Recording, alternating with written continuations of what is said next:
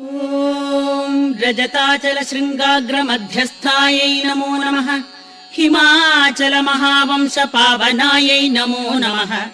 शङ्करार्धाङ्ग सौन्दर्य शरीरायै नमो नमः।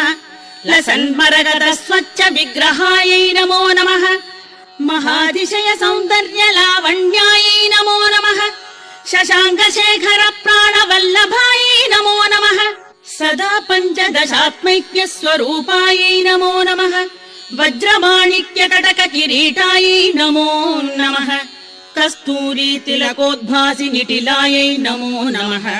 भस्मरेखाङ्गितल सन्मस्तकायै नमो नमः। लसत्कनकताटङ्क युगलायै नमो नमः।